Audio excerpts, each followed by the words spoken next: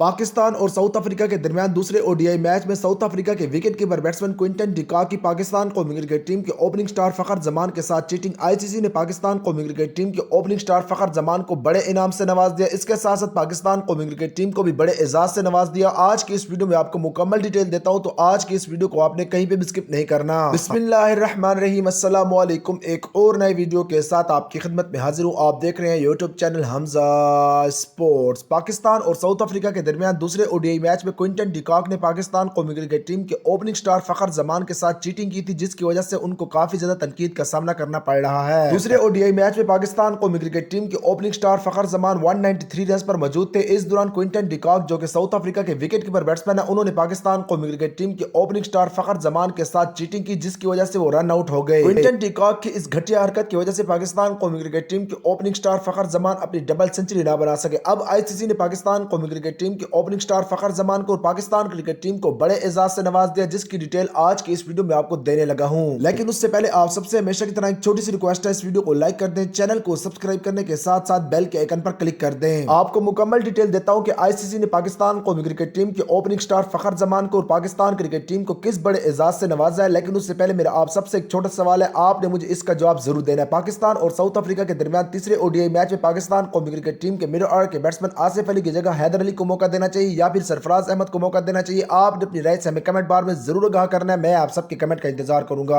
अब आपको बताता हूं कि क्विंटन डिकॉक की बीमारी की वजह से पाकिस्तान कौमी क्रिकेट टीम के ओपनिंग स्टार फखर जमान को आईसीसी ने कौन से बड़े एजाज से नवाज दिया है। दूसरे ओडीआई मैच में पाकिस्तान कौमी क्रिकेट टीम के ओपनिंग स्टार फखर जमान को आईसीसी ने 204 रन पर आउट करार दिया और पाकिस्तान कौमी क्रिकेट टीम को दूसरे ओडीआई मैच में शिकस्त करार दे दी है। पाकिस्तान और साउथ अफ्रीका के दरमियान तीसरा ओडीआई मैच कौन जीतता है, इसका फैसला कल हो जाएगा। आपके ख्याल में आईसीसी ने यह फैसला दुरुस्त किया है या फिर गलत किया है? आपने अपनी राय से हमें कमेंट बार में जरूर आगाह करना है। मैं आप सबके कमेंट का इंतजार करूंगा। ये थी आज की वीडियो। इंशाल्लाह बहुत जल्द किसी और नए वीडियो के साथ आपकी खिदमत में हाजिर हूंगा। तब तक अपना ख्याल रखिएगा। चैनल को जरूर सब्सक्राइब करके बेल आइकन को जरूर क्लिक कीजिएगा।